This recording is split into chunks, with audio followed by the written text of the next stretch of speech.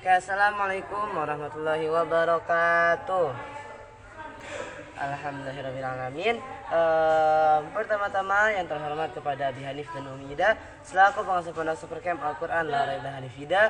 Yang kedua yang terhormat kepada guru-guru MTS MA Al-Quran La Raiba Hanifida.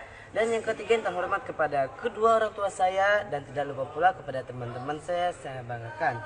Oke, perkenalkan, nama saya Al-Hikam Tajul Aulia. Saya akan menjelaskan tentang kitab Ulumul Quran, yaitu tentang sejarah Al-Quran. Nah, jadi sejarah Al-Quran itu inti sari dari kata Al-Quran itu bermacam-macam pendapat. Yang pertama ada menurut Asy-Syafi'i. Nah, jadi menurut Asy-Syafi'i, Al-Quran itu bukan dari kata qara'a. Nah, qara'a itu artinya itu adalah membaca, tetapi dari kata pokoknya itu bukan dari kata qara'a. Nah, pokoknya itu menurut Imam Asy-Syafi'i ini Al-Quran pokoknya itu artinya itu adalah kumpulan. Bukan artinya itu bukan dari kata qara'a yang artinya itu membaca, tetapi dari kata di mana Al-Quran juga terlihat sebagai kumpulan. Kemudian yang kedua menurut Manna Al-Qatan. Nah, menurut Manna Al-Qatan Al-Quran ini adalah dari kata qara'a yang artinya itu adalah mengumpul, artinya mengumpul. Nah, atau menghimpun. Nah, jadi qiraah itu adalah menghimpun ayat-ayat Al-Quran dengan rapi dengan untaian yang diucapkan. Nah, jadi qiraah ini Al-Quran ini masdarnya qara'a. Menurut Manan Al-Qatan. Manna Khalil Al-Qatan ya. Nah, kemudian kalau menurut Taufik Adnan, nah, jadi Al-Quran itu dari kata benda yang dari kata benda suatu masdar. Nah, jadi harusnya itu Al-Quran itu tidak memakai hamzah, jadi tidak memakai kutip. Nah, tetapi Al-Quran itu mengikuti dialek Hijaz sama dialek Mekah. Nah, kemudian menurut menurut Muhammad Arqon, Al-Quran yaitu adalah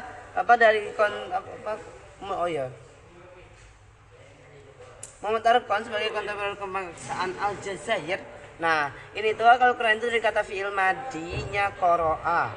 Nah, yang artinya itu adalah membaca. Nah, tapi dikarenakan pada masa itu Al-Quran itu masih belum ada dan konteksnya itu Al-Quran itu diturunkan dari Allah Subhanahu wa taala, maka tidak ada konteksnya itu disuruh membaca.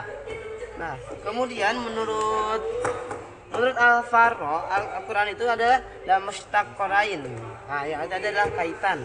Nah, jadi Al-Quran itu berisi ayat-ayat yang saling berkaitan. Nah, jadi misalnya itu seperti surat Al-Baqarah ayat berapa, sambungan itu sama surat Asy-Syu'ara ayat berapa. Itu kan saling mengaitkan padahal berbeda. Nah, kemudian menurut Al-Farra juga Al-Quran, N asli di belakangnya itu adalah nun asli bukan tanwin. Kemudian menurut Sarjana Barat, Al-Quran diambil dari kata bahasa Syria atau Ibrani yang diambil dari kata Keryani atau Keryana. Nah, pada masa itu bisa jadi iya, soalnya pada masa itu ada kata pinjaman bahasa dikarenakan pada masa itu Arab itu memakai kontak-kontak luar, jadi sehingga bahasa non Arab itu bisa diambil atau bisa diarabkan. Nah, kemudian ada hikmah diturunkannya Al-Quran secara berangsur-angsur. Yang pertama itu untuk meneguhkan hati Rasulullah SAW dan memperkuat keinginan Rasulullah untuk berdakwah,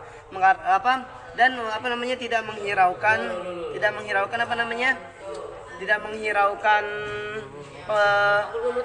kayak pengumpat-pengumpat gitu loh. Nah, seperti dalam surat Hud ayat 120. Nah, jadi pada masa itu kan nabi-nabi itu kan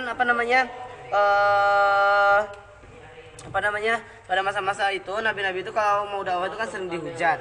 Nah, Nabi Muhammad ini dikarenakan kokoh dan dikarenakan ketika sudah mulai putus asa kemudian turun lagi Al-Quran, akhirnya dakwah itu berhasil. Nah, itu salah satu hikmahnya. Kemudian yang kedua sebagai tantangan atau mukjizat bagi orang-orang musyrik. Orang-orang musyrik itu niatnya kan untuk melemahkan. Nah, orang-orang musyrik itu kan niatnya untuk melemahkan. Nah, untuk melemahkan Nabi, jadi Al-Quran itu diturunkan secara berangsur-angsur agar orang-orang musyrik itu bingung, Al-Quran bisa diturunkan secara berangsur-angsur. Nah, jadi mereka itu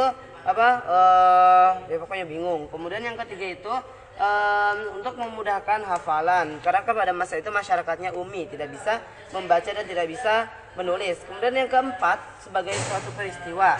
Seperti pada masa itu Homer itu ditanyakan dan dijelaskan dalam surat Al-Baqarah ayat 219, kemudian diperkuat dalam surat An-Nisa ayat 43 dan dilanjutkan dalam surat Al-Maidah 90 sampai 91. Dan yang kelima itu sebagai rangkaian ayat.